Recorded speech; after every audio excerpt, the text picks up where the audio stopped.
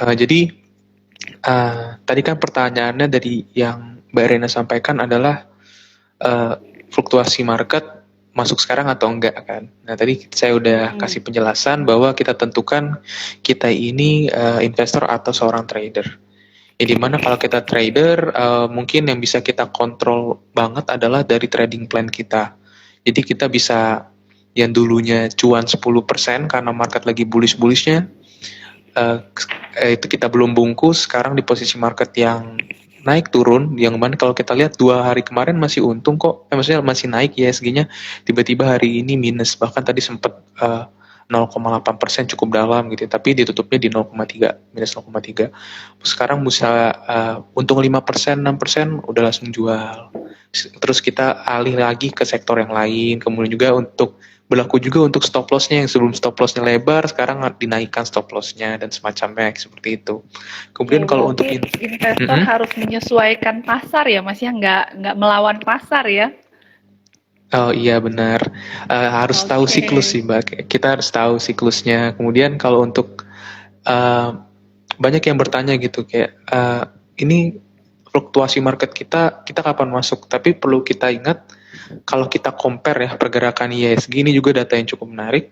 Kita ini Hmm. dari sisi pergerakan IISG year to date-nya kita tuh ada di nomor 1 nomor Asia dan juga di kawasan Asia Pasifik itu bahkan kita nomor 4 di dunia. Jadi Oh, dari sisi oke. return yang diberikan itu kita lebih menarik gitu dibandingkan dengan emerging market lain. Jadi kalau kita tanya uh, penurunan yang terjadi ini kalau saya pribadi sih melihat sebagai peluang ya karena kita udah di market yang tepat gitu, tinggal kita menentukan saham apa yang mau dibeli, berapa lama kita akan tahan, dan strateginya balik Hmm. ke diri kita masing-masing sih kayak gitu. Oke, oke. Berarti kita tentukan dulu ya, Mas ya, kita ini investor atau trader ya. Nah, kalau Iya, investor kayaknya lebih melihat secara makro lah gitu ya. Kalau misalnya trader dan juga kalau investor nggak boleh all in juga ya, Mas ya. Oh, sektor yang iya. lagi bagus sekarang sektor apa gitu. Nah, all in Hmm. langsung. Di awal-awal pandemi kayaknya banyak trader yang investor yang mendadak trader karena memang kondisi pasarnya lagi bagus gitu ya. Iya, Nah, iya. yang Hmm. sekarang kayaknya mendadak investor, Mas. Karena Iya, banyak yang iya, nyangkut benar-benar. ya. Banyak yang nyangkut gitu. Nah, kira-kira nih, Mas, kalau bagi yang nyangkut-nyangkut ini kira-kira harus gimana nih, Mas? Yang Oke. trader nyangkut apa gitu. Trader nyangkut. Nah, Nah, mereka niatnya mau trading nih sebenarnya. oke. Tapi tahu-taunya kondisi market yang turun, nah mereka bingung kira-kira mau cut loss dulu atau oh ya udah jadi investor aja sekalian gitu. Kira-kira gimana, Mas? Oke. Oke, memang ini fenomena yang nggak bisa dihindari ya. Waktu Hmm. saya pertama kali juga masuk ke market juga mengalami hal yang sama, di mana sebenarnya kan itu cara untuk menghibur diri ya, supaya nggak Iya. terlalu, oh udah nggak apa jadi investor. Tapi perlu kita ingat juga landasan awal kita sih, yang dimana kalau kita ingin jadi trader, walaupun itu merugi, ya itu risiko gitu. Jadi Oke. ada saya pernah baca buku di mana kalau jadi trader itu nggak boleh takut cut loss gitu. Emang itu udah jati dirinya gitu. Iya Kalau bener. gitu. Namanya jualan Kalau ya, Mas ya. iya Kalau betul. misalnya jualan takut rugi, ya nggak usah jadi pedagang istilahnya gitu ya. Iya betul. Iya, kemudian Hmm. kalau untuk jadi poinnya adalah walaupun rugi ya nggak apa-apa, tapi kita pikir ulang lagi strategi berikutnya. Jadi kan ada nama re-entry ya. Kita lihat kalau misalkan Hmm. rugi nih turun terus kita keluar, kita cut loss, kita cari lagi entry masuknya gitu. Di mana entry masuk ini itu ada potensi untuk rebound naik lagi. Sebenarnya kan kalau untuk trading seperti itu ya. Jadi banyak yang salah kaprah seperti yang tadi Mbak Arena bilang, kalau turun jadi investor Hmm. aja lah, nggak mau rugi, nggak mau rugi. Hmm. Sebenarnya kalau kita hold makin Cuma lama maunya malah itu akan untung rugi. terus ya. Iya, Itu kalau aliran kita sesat kayaknya tuh, Mas. aduh, kalau kita hold makin lama malah makin rugi gitu kan, jadi serba salah. Iya, Nah, kalau lagi naik benar-benar. malah kita nggak mau jualan, tunggu sampai turun baru jualan kan, Hmm. banyak kan kayak gitu. Nah, jadi sebenarnya sih kalau trader yang nyangkut ya tetapkan sesuai yang awal mula gitu. Kenapa beli saham ini? Untuk ditradingkan ya untuk trading, mau itu rugi, mau itu untung ya kembali ke diri kita masing-masing. Sedangkan bagi yang investor itu ada opsi lain gitu selain mungkin kalau investor lumayan jauh ya dari kata cut loss ya, tapi boleh aja sih sebenarnya kalau misalkan kita lihat analisanya fundamental lebih ternyata kita miss atau semacamnya kita bisa ganti. Tapi kalau untuk investor sih sebenarnya opsinya lebih ke arah dollar cost averaging gitu atau nabung ditabung. Jadi Nyicil ya. iya nyicil. Jadi average down terus sampai dapat harga rata-rata seperti itu. Kemudian untuk yang misalkan trading ternyata mau jadi investing kita lihat dulu nih sahamnya, jenis sahamnya kan ada beberapa saham memang yang bisa untuk diinvestasikan, ada yang hanya untuk khusus trading karena fluktuasinya dan volatilitasnya bagus. Jadi boleh misalkan free switch, tapi kita lihat jenis sahamnya dulu sih, seperti itu.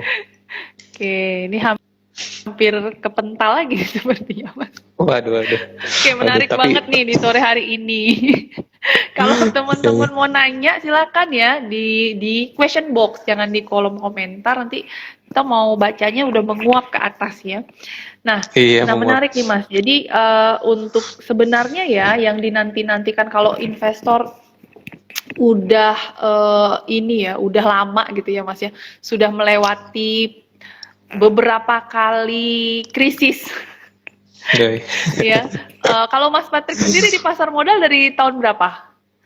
Oh, kalau saya mungkin termasuk ini ya, seperti adik-adik di sini masuk generasi baru, mungkin baru sekitar 2 tahunan.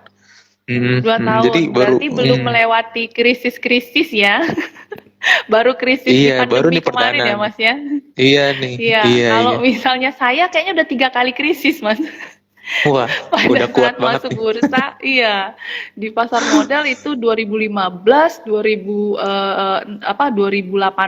ada krisis, 2019, 2020. Jadi udah tahu sebenarnya apa yang terjadi setelahnya, udah bisa memprediksi gitu ya. Mungkin yang angkatan 2021 ya 2020 Maret, wah itu ini banget ya, berharapnya cuan sehari 35% gitu ya. Apa saham yang arah hari ini? Wah pertanyaannya tuh ini banget ya. Baik, kita masuk ke pertanyaan ini Mas.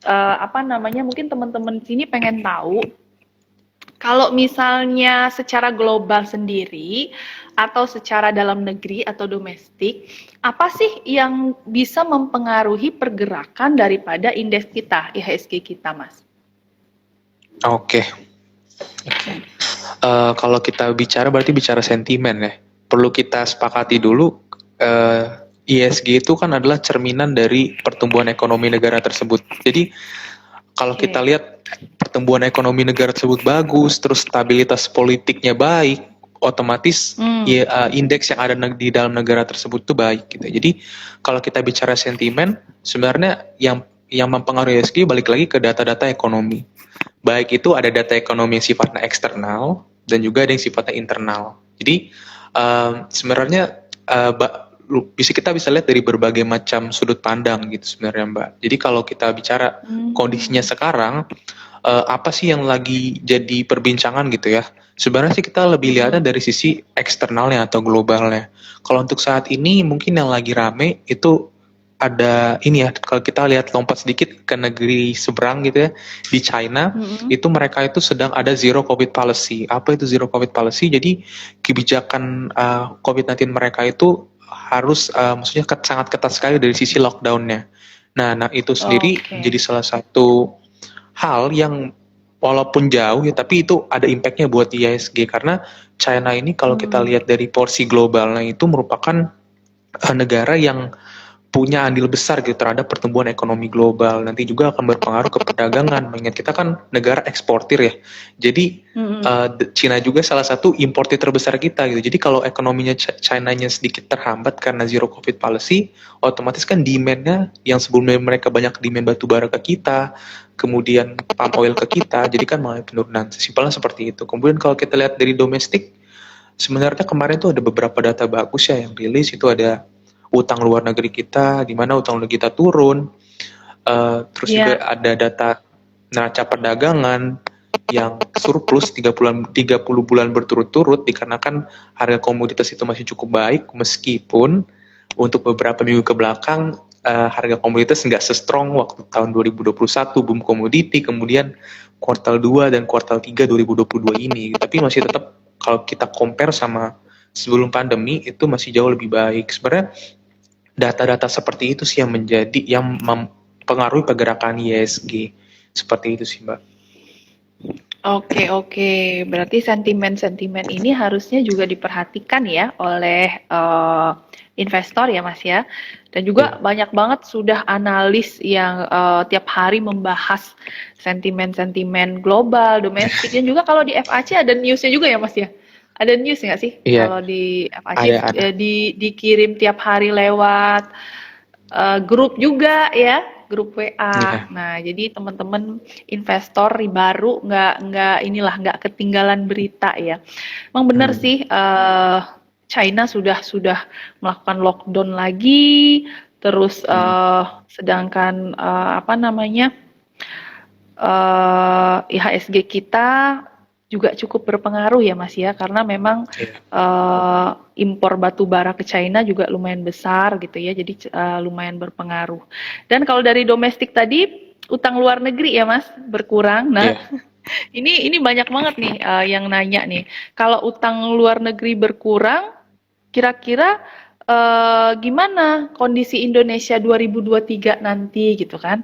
Apakah sangat-sangat berpengaruh atau gimana gitu ya? Terus yang INA kemarin gimana?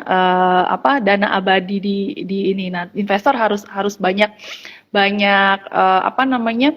Informasi, harus banyak belajar karena memang tingkat literasi pasar modal di Indonesia itu justru lebih rendah daripada inklusinya.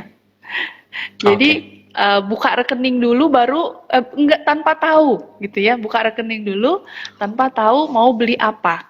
Sudah beli nggak tahu ini saham apa sebenarnya, apa yang dibeli gitu ya. Nah, jadi harus belajar dulu ya. Nah, kalau di FAC ada ini ya Mas, ada sekolah pasar modal ya. Kalau di Jambi juga ada tuh. Ada sekolah pasar modal, bisa belajar, terus ada kelas investor dengan Mas Alex tiap hari apa ya, saya lupa. Bisa cek di IG-nya IDX, nanti gratis, semua kegiatan dari IDX itu gratis. Nah, jadi jangan males belajar ya teman-teman, paling nggak update informasi. Oke, kira-kira kalau IHSG sekarang ini masuk ke fase apa Mas? Kalau misalnya dilihat dari analisis teknikal, ini masuk fase sideways kah? Atau ini sudah uptrend nih, udah di 7.000 ke atas, ini sudah batas bawahnya nih, atau seperti apa Mas?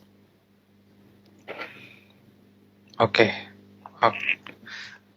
Kalau kita lihat dari sisi teknikal sendiri ya, kita ambil dulu nih, kita ambil range yang jangka panjang banget atau kita ambil beberapa minggu ini gitu ya.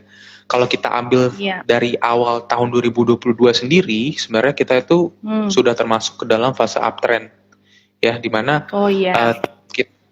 kita sudah uptrend, di mana kita year to date itu kisaran 6%-an gitu ya.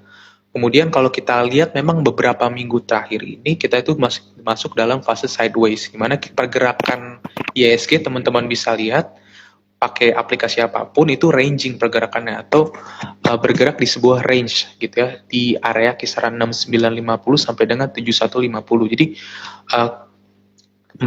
IHSG itu bisa dikategorikan sideways gitu secara teknikalnya sendiri sih, seperti itu. Berarti dalam di bulan Oktober ini ya, sideways ya Mas ya? Iya, benar. Tapi kalau secara year to date sebenarnya udah year to date itu 6.500 di awal tahun 2022, sekarang udah 7.000. Nah, mudah-mudahan ya di pertengahan tahun depan 8.000. Amin. Iya. Oke. Nah, kira-kira nih Mas untuk jangka pendek nih, sebulan ke depan nih, kira-kira seperti apa IHSG kita Mas?